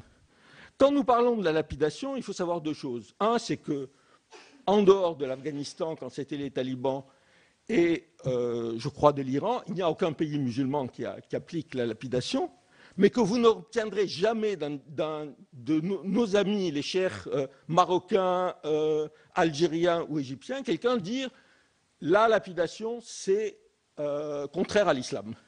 Malheureusement, je dis pas ça, il faut le regretter. Ce que Ramadan dit, lui, en tant que musulman, il dit ce qu'un Américain qui serait contre la peine de mort dirait aux États-Unis. Dans un pays où la majorité de l'opinion est pour la peine de mort, demander un moratoire n'est pas quelque chose de négatif, c'est un pas en avant positif. Mais je vais terminer maintenant sur cet aspect de l'islam international. Il y a effectivement un problème, mais il faut comprendre que nous ne sommes pas face à une lecture. On a souvent l'impression, quand on discute de l'islam, qu'il y a un islam, dont, notamment la charia, qui est un corps de doctrine extrêmement fixe et réactionnaire. Je pense que c'est beaucoup plus compliqué que ça. Je vais vous donner un exemple que je donne souvent. En 1952, les femmes égyptiennes sont descendues dans la rue pour demander le droit de vote. Le cheikh d'El-Azhar, qui est la plus grande institution de l'islam sunnite, a fait une fatwa pour dire que c'est contraire à l'islam. Aujourd'hui, il n'y a plus un pays musulman, y compris l'Arabie saoudite, c'est le dernier, où les femmes ne votent pas. Donc, le problème n'est pas de penser qu'il y a quelque chose dans l'islam qui serait particulièrement, qui ne lui permettrait pas d'évoluer. L'islam, comme toutes les religions, comme le catholicisme, comme le judaïsme, s'est adapté petit à petit aux sociétés en fonction de luttes internes, en fonction de l'évolution. Mais il ne faut pas avoir, si vous voulez, l'impression que nous avons affaire aujourd'hui à un islam figé. Il y a des débats à l'intérieur de l'islam, mais souvent ces débats, nous ne les voyons pas parce que nous ne nous intéressons pas, c'est-à-dire ça nous semble des débats très, très loin de notre manière de discuter politique. Mais il y a des débats à l'intérieur de l'islam sur les questions de la peine de mort, sur la question de la place des femmes, etc., qui sont importants et dont les musulmans tiennent compte. Ils en tiennent compte en France parce que aussi, et c'est ce qui fait la spécificité de l'islam de France, des musulmans aujourd'hui par rapport à d'autres immigrations, c'est qu'elle a une dimension internationale. Aujourd'hui, on ne peut pas nier qu'il y a une fierté, disons, d'être musulman. Il y a 1,5 milliard ou 200 millions de musulmans. Il y a l'impression d'appartenir à une communauté. Et ça fait que, encore une fois, la question de l'islam en France ne peut pas se résoudre simplement à l'intérieur du cadre français, mais qu'elle a une dimension internationale. Merci.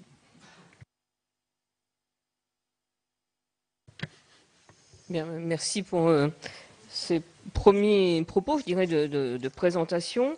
Je vous propose maintenant de vous donner la parole, un peu comme on l'a fait les fois précédentes. Je prends 3 questions, vous y répondez, et puis on essaie d'être aussi précis ou direct sur vos questions pour permettre le temps d'échange. Alors, qui souhaite prendre la parole? Monsieur Carucci, Monsieur Olivier et Monsieur Bonnecarrère.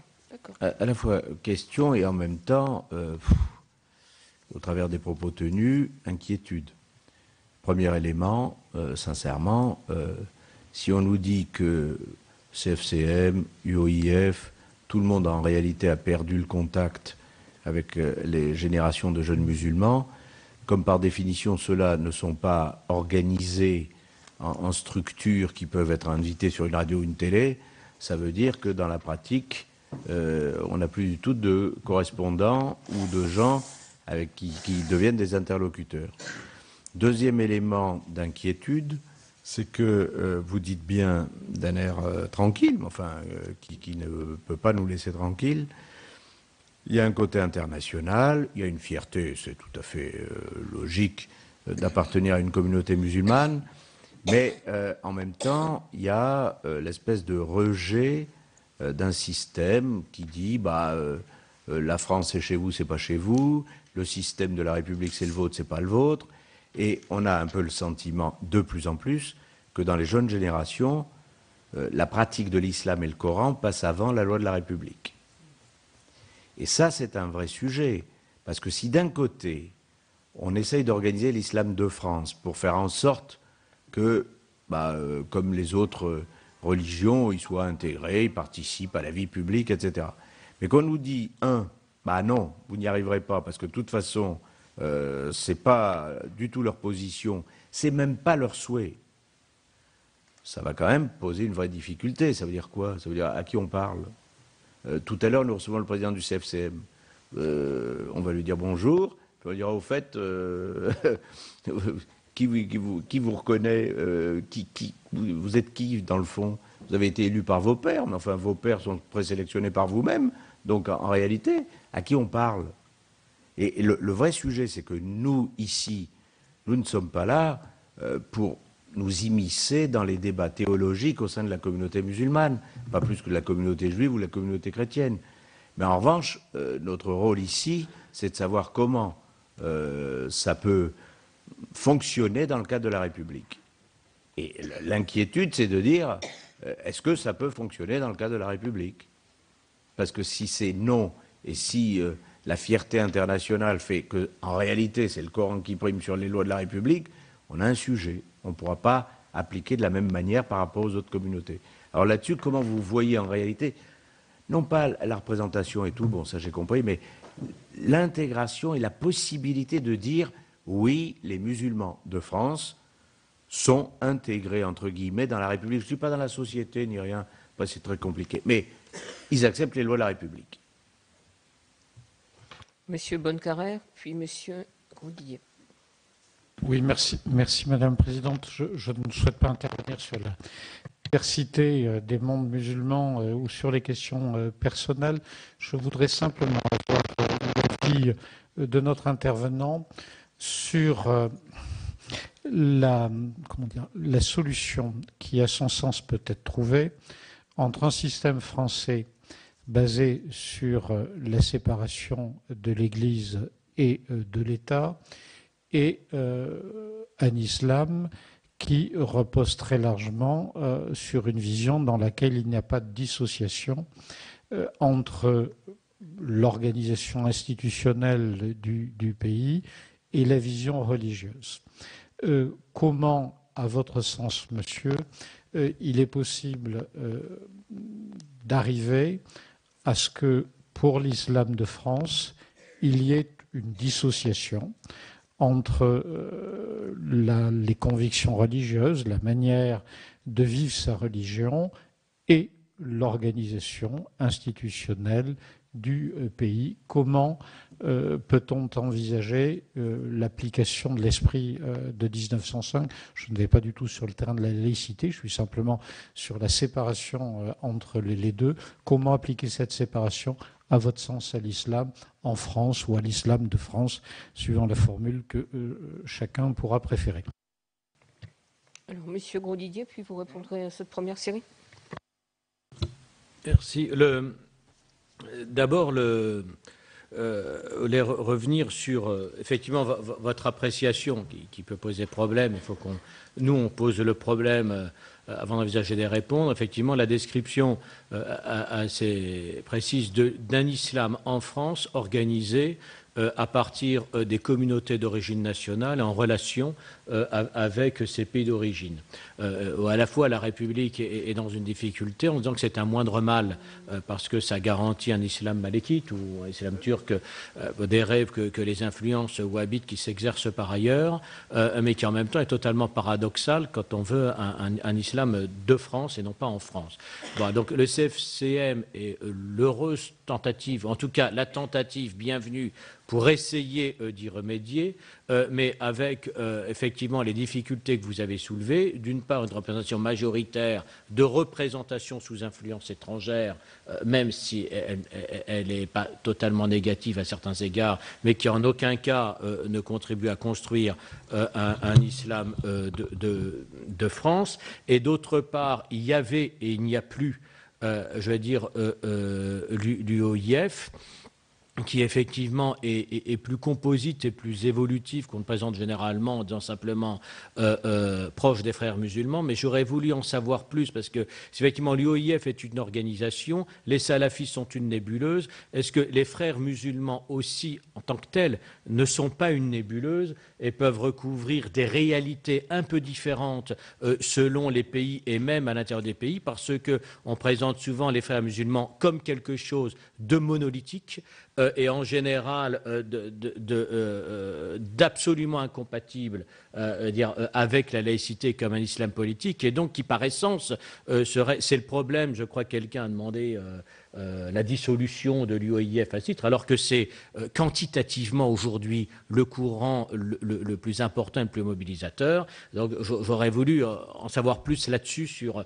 à la fois l'UOIF et sur la terminologie ou non des frères musulmans. Sur j'ai été surpris que vous nous disiez effectivement c'est une affaire qui est intérieure et pas extérieure normalement, mais quand on mettait en cause le ministère de l'Intérieur, parce que le ministère de l'Intérieur n'est pas seulement celui de la police, il est celui des collectivités locales, il est celui de l'ensemble des affaires d'intérieur. Or, si on était au ministère de la Justice, on serait que dans l'application stricte, je veux dire, de règles de droit, et non pas justement, je ne vais pas les poser là, mais on les a, toutes les organisations, mais que ce soit le culte, l'abattage rituel, je veux dire, des tas de questions, parfois même à la lisière de l'enseignement et d'autres, qui sont ou relèvent de l'intérieur, ou sont interministérielles, mais ne peuvent pas relever d'une approche simplement strictement juridique et conceptuelle, même si effectivement ça ne doit pas relever des affaires étrangères. Alors je n'opposerai pas, comme Roger, je veux dire, à la fierté. Je veux dire, il y a aujourd'hui une dimension internationale du catholicisme, il y a une dimension internationale du judaïsme, il y a des dimensions internationales de toute religion qui par essence est universelle, en tout cas pour les monothéismes, qui n'est pas forcément à opposer au cadre national. Mais comme effectivement on est toujours en quête aujourd'hui, et quelle serait pour vous, je suis vraiment dans questionnement, même si vous n'avez pas forcément la réponse de façon absolue, on a tous les courants de l'islam, sauf les salafistes, qui reconnaissent le besoin la nécessité de contextualisation posée d'ailleurs dès les débuts de l'islam. Or, on n'a aucune autorité en France, reconnue justement par les musulmans, qui peut édicter, qui peut faire de la contextualisation depuis la société française européenne. Alors, c'est pas même les sources intellectuelles dites modérées d'origine du Maghreb ou d'Égypte, on ne les a pas. C'est parfois la force de Tariq Ramadan qui apparaît, lui, comme parlant depuis l'Europe et passant relativement bien chez les jeunes, si j'en juge. Mais effectivement, quand il parlait de moratoire, c'est en s'adressant à toute la communauté internationale. Il ne proposait pas le moratoire pour les sociétés européennes. Il le proposait aux Séoudiens ou aux Émiratis qui, eux, jugent cette position beaucoup trop moderniste, justement. Non, mais beaucoup trop. Non, mais les États musulmans avec lesquels on entretient des relations très étroites ont une vision de l'islam infiniment plus conservatrice, rétrograde et attentatoire aux droits de l'homme que même celle qui était présentée par Tariq Ramadan et qui était mise en cause à par ces nations. Je crois que c'est pas inutile que vous, effectivement, vous l'avez rappelé, je veux dire à juste titre, mais ça ne répond pas, je veux dire, aux besoins d'effication d'une source intellectuelle de contextualisation. C'est plus difficile dans un État laïque, mais comment vous voyez les solutions pour que ça puisse naître, parce que ça manque toujours en Europe, mais seulement un demi-siècle après la véritable implantation des musulmans. Alors je suis un peu surpris quand vous dites que même l'UOIF ne mord pas chez les jeunes. Alors, sur quel fait? Parce qu'on a l'impression, à la limite, qu'il n'y a que, mais qu'effectivement, c'est l'islam organisé depuis les pays d'origine qui n'a d'influence que sur la première génération, plus la deuxième, mais déjà plus du tout sur la troisième. Bien, merci pour ces questions. Je ne suis pas pour qu'on dissolve le CFCM et peut-être les formulations étaient brutales pour mettre en avant quelque chose qui me semble très important, les jeunes, je vais y revenir. Je voudrais quand même dire quelque chose sur l'idée que l'islam, ce n'est pas la séparation de l'Église et de l'État. Je pense que c'est une idée fausse.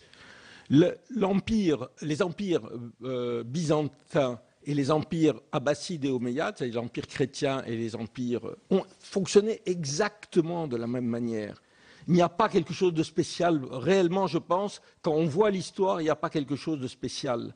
Et quand vous voyez aujourd'hui la plupart des sociétés musulmanes, l'essentiel des lois n'a rien à voir avec l'islam. Les entreprises, l'armée, la vie quotidienne, à part la vie culturelle, elle ne dépend pas de l'islam. Je veux dire, il y a aujourd'hui un retour de l'idée que la charia est la base de la législation, et ça peut avoir des conséquences négatives, notamment sur la situation des femmes. Mais c'est-à-dire, je pense que c'est un peu simpliste de dire finalement la laïcité, c'est nous. Je rappelle qu'en 1905, quand nous avons voté la laïcité, l'Église catholique non seulement a été contre, mais qu'elle a mis 40 ans à l'accepter, et que ça n'a pas posé de problème à la République. On n'a pas demandé à l'Église catholique, comme on a demandé aux gens qui rentraient dans le CFCM, de signer un texte pour dire qu'ils étaient pour la laïcité. Je veux dire, à la limite, aujourd'hui, vous avez le droit d'être contre la laïcité en France, si vous voulez. Le problème, c'est d'appliquer les lois de la République. Et je pense que la majorité des musulmans aujourd'hui, quelle que soit la manière dont ils voient la religion, ils appliquent les lois de la République. Et c'est ça qui est important. Et quand les lois ne sont pas appliquées, c'est pour des raisons qui n'ont rien à voir avec la religion. C'est qu'est-ce qui se passe du point de vue social dans un certain nombre de quartiers. Donc je crois que ça, c'est quand même quelque chose d'important. Je m'excuse, je voulais dire quelque chose sur les jeunes que je n'ai pas dit. Il y a aujourd'hui, je l'ai à peine évoqué, une nouvelle génération de jeunes musulmans. Quand je dis musulmans, c'est au sens le plus large, c'est-à-dire qui s'appellent Mohamed ou Fatima, qui sont maintenant des élus. Il y en a eu notamment aux dernières élections municipales. Il y a eu une entrée notamment dans les villes où il y a de fortes communautés, et c'est d'ailleurs dans des villes de gauche comme de droite. Il y a, j'ai dit, de nouvelles générations de gens qui sortent des universités, et c'est ces gens qui sont l'avenir. Ça ne veut pas dire qu'il faut couper avec le CFCM ou l'UOIF en disant on ne veut plus discuter avec vous, mais de se préoccuper de ces gens. Et pour moi, l'importance de Ramadan, c'est justement, c'est un interlocuteur qui est le représentant de ces jeunes. C'est lui en qui, enfin moi j'ai fait des débats avec lui, je veux dire, aller n'importe où avec, enfin je veux dire, j'ai fait des débats avec lui, on a fait un débat à l'Institut du monde arabe, je ne sais pas si vous connaissez l'Institut du monde arabe, la salle d'en haut était pleine, il y avait des gens dans les escaliers, ils avaient mis de la sonorisation dehors. On peut penser alors que c'est pas... Alors, ce qui serait intéressant, c'est de savoir pourquoi on refuse de discuter. Pourquoi nous sommes le seul pays européen qui refuse de discuter. Notre Premier ministre refuse d'aller à une réunion européenne où Tariq Ramadan est là, alors qu'il y a tous les pays européens. Ça ne pose aucun problème à personne. Et avoir un débat avec lui ne veut pas dire accepter tout ce qu'il dit. Moi, je suis en débat avec lui, je ne suis pas croyant, j'ai beaucoup de divergences avec lui. Mais en quoi il est aujourd'hui une menace? Et je dirais que c'est-à-dire, ce qu'on ne voit pas, c'est la menace essentielle. C'est à la fois la menace qui vient des États, qui quand même quand ils sont un peu plus modérés, nous exportent des gens qui justement sont incapables de contextualiser. Quand on nous envoie des gens d'Algérie, des imams algériens, vous savez, ce n'est pas des imams, c'est des gens qui ont eu des postes par des pots de vin pour pouvoir venir en France. Ils sont incapables de parler aux communautés musulmanes. C'est ça que nous voulons. Je veux dire, donc, il y a réellement quelque chose là qui n'est pas normal. C'est-à-dire, il y a la question de formation des imams qui continue à se poser, que ça fait 20 ans qu'on en parle et nous sommes incapables de le faire. On va envoyer au Maroc les gens se former. Mais enfin, je veux dire, vraiment, je n'arrive pas à comprendre comment nous, qui nous réclamons de la laïcité, de la séparation de l'Église et de l'État, on peut confier à des États étrangers le soin de former nos imams. Je veux dire, c'est quand même là une question. Donc il y a un débat à ouvrir avec ces jeunes. Il va commencer au niveau local. Au niveau local, il y a des endroits où ce débat a lieu, mais il reste encore une très grande méfiance, souvent chez les élus locaux, souvent aussi parce qu'il y a une méconnaissance simplement. Et que, je veux dire, quand on a une organisation dans laquelle il y a des jeunes filles et qu'une jeune fille porte le foulard, on dit toujours que c'est des intégristes. Écoutez, moi, j'ai travaillé avec des jeunes filles qui portent le foulard. Je peux vous dire qu'elles sont aussi libérées. Celles-là, en tous les cas, pas toutes. Elles sont aussi libérées. Elles viennent à des réunions. Elles sortent seules le soir. Elles n'ont pas n'ont pas du tout les mêmes relations que nous avons aux relations sexuelles ou amoureuses, etc. Mais en dehors de ça, elles veulent travailler. Elles sont pas prêtes à ce qu'on choisisse un mari pour eux, etc. Mais s'il y a cette méfiance à l'égard de ces jeunes, il y a un vrai problème, je pense, sur ce dialogue. Sur les frères musulmans, vous avez raison. C'est un des problèmes que nous avons avec l'islam, c'est qu'on a une vision monolithique. Quand on dit l'islamisme, moi je ne sais pas ce que c'est l'islamisme. Franchement, je veux dire, il y a tellement de courants différents. Est-ce que le Hezbollah, c'est la même chose que les frères musulmans? C'est la même chose que les salafistes? Non, ce n'est pas du tout. C'est des choses très différentes et qui se battent dans des contextes, qui agissent dans des contextes très, très différents. Donc il y a effectivement chez les frères musulmans un débat qu'on a vu d'ailleurs dans les révolutions arabes, avec les différences qu'il y a eu entre l'Égypte et la Tunisie, avec l'Égypte, une organisation, moi j'ai beaucoup suivi l'Égypte parce que je connais un peu, une organisation de frères musulmans complètement bornée, vraiment incapable d'évoluer et de comprendre qu'est-ce que c'était la politique, et en Tunisie, une organisation qui a quand même finalement, avec des luttes, je ne dis pas que c'est venu spontanément, a compris que s'ils voulaient continuer à peser dans la société, il fallait qu'ils changent, il fallait qu'ils acceptent de se retirer du pouvoir, etc. Donc ça existe. Et c'est évident que pour les jeunes générations qui grandissent dans des pays à majorité non musulmane, il y a des questions nouvelles qui se posent. C'est-à-dire que vous n'avez pas quand vous vivez en Égypte. Je veux dire, en Égypte, c'est la prière, c'est 5 fois par jour, mais les gens ne sont pas obligés de la faire. Je veux dire, il y a plein de gens qui ne vont pas prier, mais c'est la vie quotidienne. Ici, ils vivent dans une situation minoritaire. Et ça, il y a toute une réflexion sur ce qu'ils appellent la charia des minorités, la vie dans des minorités. Qu'est-ce que ça veut dire de vivre dans des minorités? Mais dont le principe, pour l'essentiel, c'est nous acceptons, et ça c'est un vieux principe de l'islam, nous acceptons les lois des pays dans lesquels nous sommes. Alors ça n'empêche pas qu'il y ait des éléments extrêmement radicaux aussi. Je veux dire, des fois je dis aux gens, vous savez, l'Église catholique est une église centralisée avec un pape, et vous avez des gens qui vont de la théologie de la libération, qui prônent la révolution marxiste, à des gens qui sont des néoconservateurs. Et ça ne nous étonne pas. Et je veux dire, qui sont vraiment des... je veux dire, il y a une très grande variété. Je ne sais pas si j'ai... Alors sur l'international, je le répète, je ne crois pas que pour un musulman aujourd'hui, même le musulman qui vous dira le Coran passe avant les lois de la République. Non, je sais. Non. Même un musulman qui, dans sa tête, vous dit, ou même dans le débat, vous dira le Coran passe pour moi avant les lois de la République, dans la réalité, il applique les lois de la République.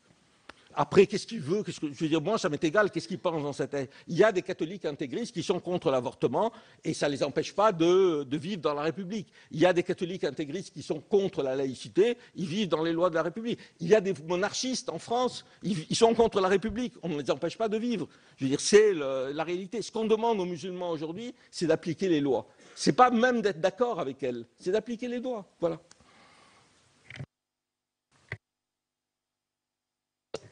D'autres demandes de parole? Madame Keller, Madame Yonnet, et puis Madame Goulet. Oui, merci beaucoup, Madame la Présidente. Monsieur Grech, merci pour votre présentation. Quelques questions et peut-être remarques aussi, si je peux me la permettre. D'abord, vous avez souligné les limites de la représentation du CFCM. Vous avez fait la comparaison avec la représentation des Juifs. Est-ce que vous avez des propositions? Pour ma part, je voudrais partager, même pour le CFCM, avec vous l'idée que une élection proportionnelle au mètre carré, c'est quand même un peu fruste s'agissant de personnes, de citoyens qui vivent en France. Donc, est-ce que vous avez des pistes de proposition? Deuxièmement, je voudrais m'étonner de vos propos au sujet de Tariq Ramadan. C'est bien sûr une personne extrêmement connue, extrêmement médiatique. On connaît les débats sur le double langage et le procès qu'il a confronté à Antoine Sfer, que nous avons eu l'honneur d'auditionner la semaine dernière. Donc voilà, je voudrais quand même m'étonner de vos propos. Je sais bien que vous avez écrit un livre avec lui, mais je voudrais vous dire que, comme beaucoup d'autres, moi je suis extrêmement impressionnée par son influence, alors qu'il n'a pas de légitimité particulière, autre que sa capacité, son entre-gens, son expression et sa capacité à attirer. Troisième question, cette fois, je voudrais avoir votre point de vue sur la théorie du complot. Tous les ans, autour de la date anniversaire du 11 septembre, enfin la date de commémoration plutôt, nous avons dans ma ville des conférences sur le thème « Le 11 septembre est un complot occidental ». Cette idée du complot est de manière plus soft, présente quand même beaucoup sur voilà, je suis musulman, donc je suis stigmatisé. C'est, on le sait, les études l'ont montré, vrai sur ce que vous avez évoqué, le CV. Sur d'autres aspects, c'est parfois instrumentalisé par les jeunes eux-mêmes, créant de ce fait des fossés qui sont redoutables. Quelle est votre analyse justement sur cette théorie du complot qui se développe d'autant plus qu'on est souvent sur des sites internet, sur des fonctionnements un peu voilà, plutôt communautaires, plutôt refermés. Enfin, là, ce sera plutôt une affirmation. Vous avez pointé la méfiance des élus locaux à l'égard des personnes de confession musulmane. Je voudrais dénoncer cela. Je ne partage pas cette vision. Les maires en particulier, les élus locaux, ben, ce sont des citoyens, on les croise. D'ailleurs, souvent, on apprend leur religion plus tard, hein, à l'occasion d'une fête d'Aïd. Enfin, moi, je veux partager ça. Je découvre que des gens avec lesquels je bossais parce qu'ils étaient enseignants, patrons de PME, fonctionnaires de la ville, ils se trouvent être là au moment de la fête. Donc voilà, je découvre qu'ils sont musulmans. Mais ils sont avant tout voilà, parents d'élèves, personnes engagées dans la société. Donc je pense qu'il ne faut vraiment pas partir de cet a priori. Et si je peux me permettre, plutôt creuser la piste que vous avez indiquée. Il y a des élus municipaux, parce que c'est la réalité de la représentation, de la diversité, qui dans les équipes municipales ne représentent pas leur communauté, mais sont là pour participer en tant que citoyens de plein exercice dans l'ensemble des thématiques de la collectivité. Je pense qu'il y a là plutôt un élément d'espoir enfin je vous propose d'adoucir votre paradigme et de penser que peut-être les élus sont une connaissance, comme mes collègues l'ont prouvé aussi, de cette réalité dans leur territoire. Je vous remercie.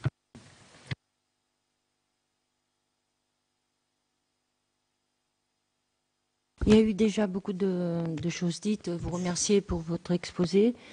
Dire deux, trois choses alors c'est peut-être dans votre façon de parler. J'ai trouvé que vous aviez un peu banalisé le port du voile, qui a fait un débat national quand même et qui a posé certains problèmes et qui pose des problèmes, notamment quand on est fonctionnaire de la République et qu'on ne doit pas porter le voile, par exemple. Et donc, dans des villes comme les nôtres, où il y a beaucoup de cités, il y a beaucoup de choses qui se disent sur, effectivement, des femmes qui sont voilées et qui vont chercher leur enfant à l'école. Donc, je pense qu'on ne peut pas banaliser ce genre de choses parce qu'elles sont réelles et on s'aperçoit que, par exemple, sur le 93, on a de plus en plus de femmes voilées, et y compris qui portent la burqa et qui posent un vrai problème de fond. Alors, respect pour ces femmes, hein, c'est leur choix, j'ai bien compris leur démarche, mais en tout cas, ça pose un problème pour la République. En ce qui concerne des élus, oui, la diversité de chaque ville fait qu'aujourd'hui, nous avons des élus qui représentent la diversité des territoires. Alors moi, je rejoins Madame dans ce qu'elle dit. Bien sûr, certains représentent la République et en sont très fiers, mais on a quelques mauvais souvenirs où des élus de la diversité sont venus, par exemple, en boubou ou avec les youyou ou avec des choses comme ça. Et on a eu le sentiment un petit peu voilà, que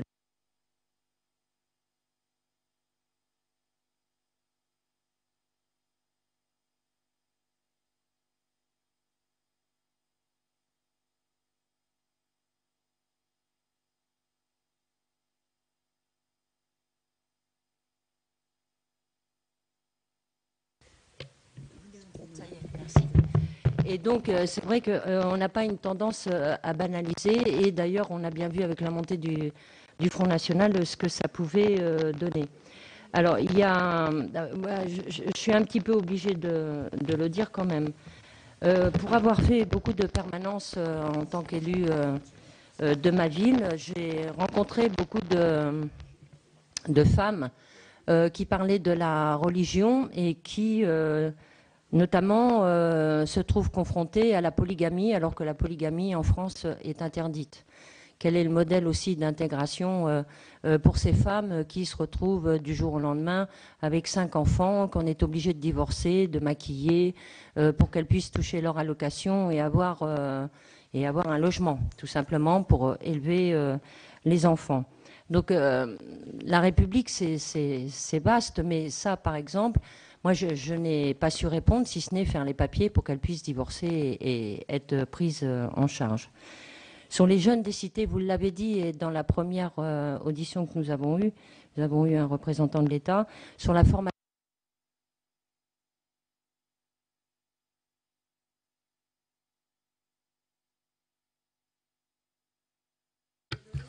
C'est ça. Je vous garantis que c'est pas moi qui les casse. Je ne sais pas si je vais être filmée avec autant de micros, mais bon, allez, on continue. Pour les jeunes des cités, qui est ma plus grande inquiétude quand même que je rencontre régulièrement, il y a un véritable souci avec les imams. Vous l'avez dit tout à l'heure, les imams qui s'improvisent un peu comme ça, qui arrivent dans de ces doux et qui vont prêcher la bonne parole et qui posent souvent beaucoup de problèmes. Et le sentiment qu'ils viennent dans nos cités pour justement voir ces jeunes qui, comme on dit, tiennent un peu les murs. Donc, quand on discute de leur avenir, c'est pas les lois de la République qui les intéressent au premier abord. J'ai pas de travail, j'ai pas de logement, je suis en échec scolaire. Comment je vais faire pour m'en sortir? Et alors c'est là où les lois de la République devraient intervenir. C'est ces imams qui les orientent d'une autre façon, plutôt que dans la religion, mais qui les radicalisent et qui posent un problème quand même de fond. Parce que moi, ces jeunes que j'ai vus grandir dans la cité, aujourd'hui qui ont 20, 25 ans, qui tiennent toujours les murs, on a senti la radicalisation de ces jeunes et qui a été faite par des imams. Voilà. Donc je vous passe le détail. Alors comment régler tous ces problèmes? Comment les valeurs de la République dans cette religion peuvent être comprises? Ils les connaissent pas. Ils n'ont pas l'impression, vous l'avez dit, qu'ils sont français à part entière. Mais là, c'est un peu quand même de notre faute. Je l'ai dit la dernière fois, mais je le redis. Première génération, deuxième génération, issus de, fils de, immigration, etc. Donc comment lier cette religion aux valeurs de la République, alors que nous sommes des laïcs pour la plupart? Comment le lier et quelle place peuvent-ils trouver? Et je voudrais bien une réponse là-dessus. Ces jeunes perdus, aujourd'hui, quelle perspective pour eux et qu'est-ce que peut représenter la République sans qu'ils connaissent l'histoire vraiment de la République et qui s'y désintéressent, parce que c'est pas leur objectif. Je casse plus le micro, je le rends. Alors, je vous propose de prendre encore 2 questions parce que le temps passe pour pouvoir donner ensuite la parole à M. Grech. Donc, j'avais Mme Durieux et M. Mézoué.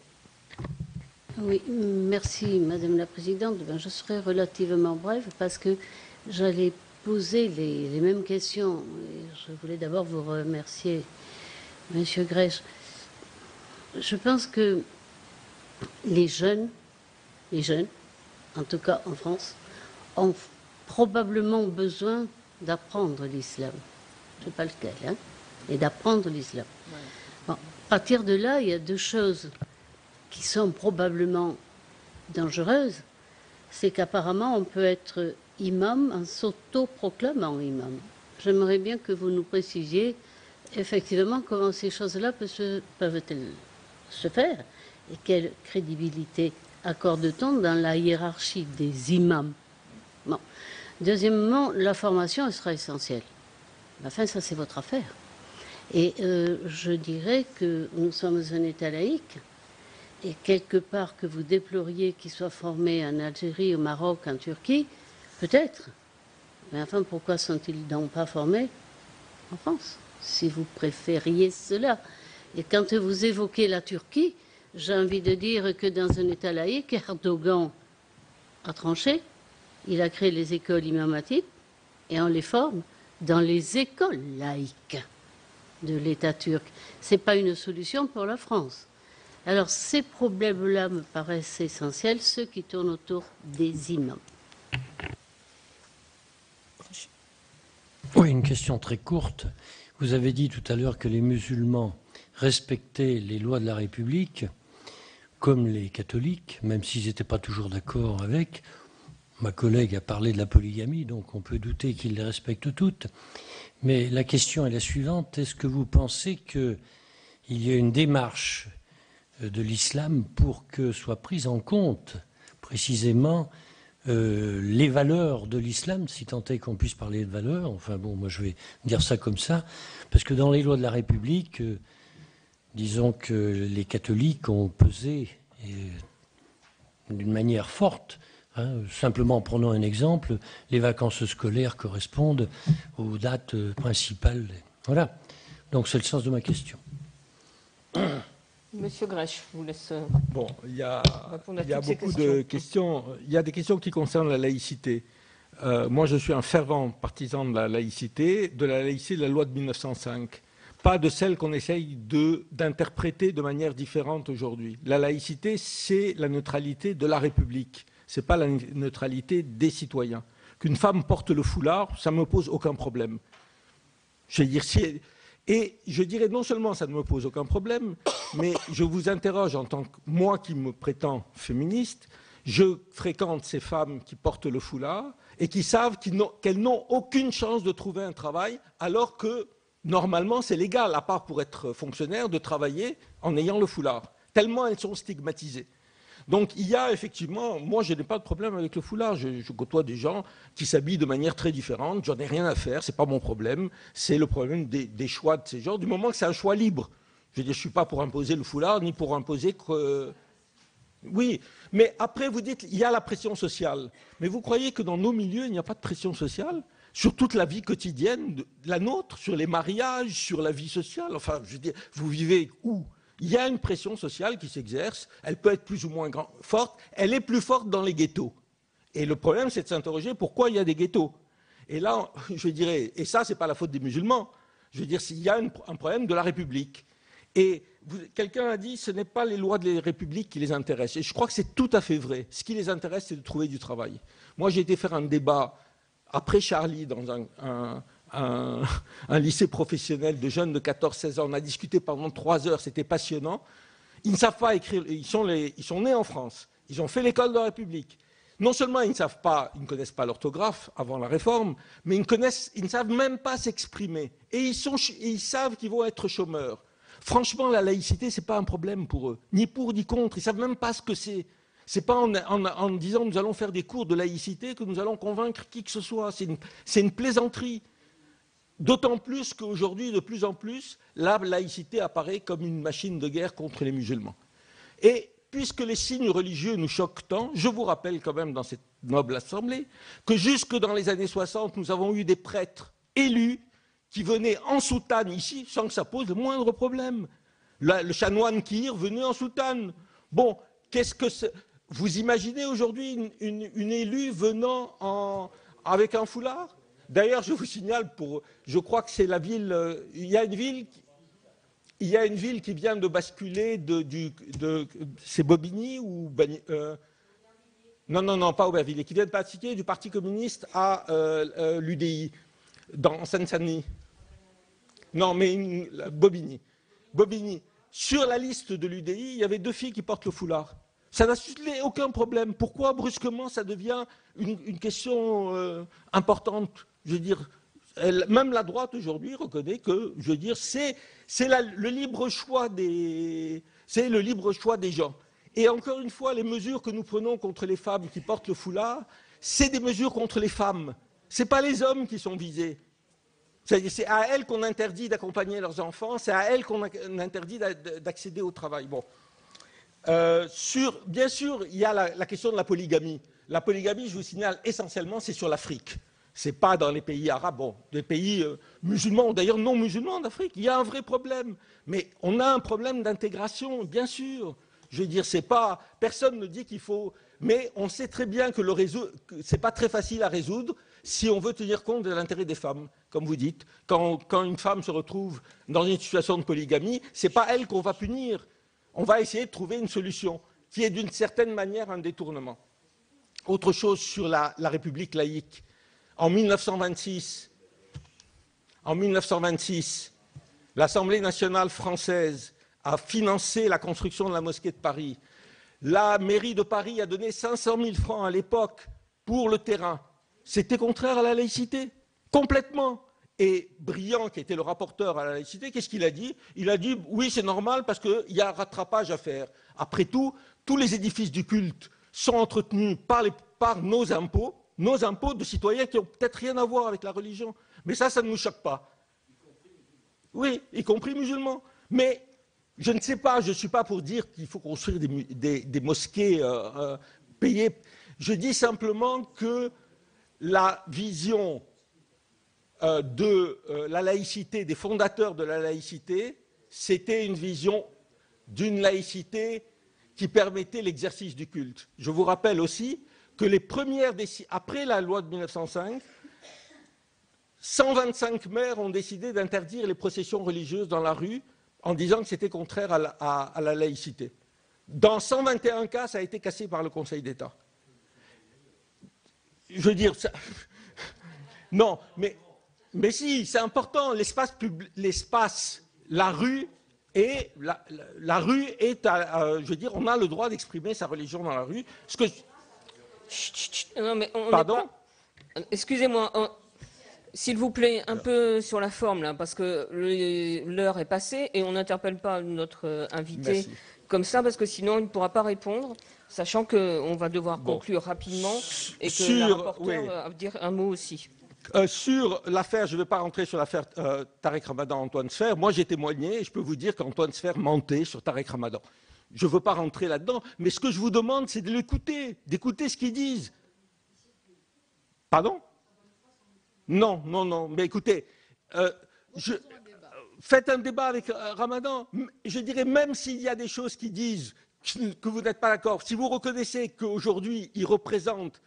Pourquoi il représente les jeunes musulmans? Je vais vous dire, moi, pourquoi il représente les jeunes musulmans. C'est justement, il représente ces jeunes dont j'ai parlé, c'est-à-dire quelqu'un dont ils sont fiers, parce qu'il parle bien, et parce qu'ils ont l'impression qu'il est un vrai musulman, et qu'il ne tient pas le discours de certains intellectuels musulmans que nous sommes très contents de voir à la télévision, parce qu'ils disent exactement ce que nous avons envie d'entendre. Voilà. Sur la question de la théorie du complot et de la victimisation des jeunes, c'est tout à fait vrai. C'est-à-dire il y a de vraies théories du complot qui se développent. Ce n'est pas seulement dans les communautés musulmanes. Sur le 11 septembre, il y a eu des personnes célèbres qui ont dit « mais le 11 septembre n'a jamais eu lieu », c'était des Français de souche ou non. Donc il y a effectivement... C'est un phénomène compliqué parce qu'il touche la société, avec la méfiance à l'égard des politiques et à l'égard des médias, qui favorise cette chose, et il touche particulièrement les communautés musulmanes, et il faut combattre, bien sûr. C'est quelque chose de très dangereux.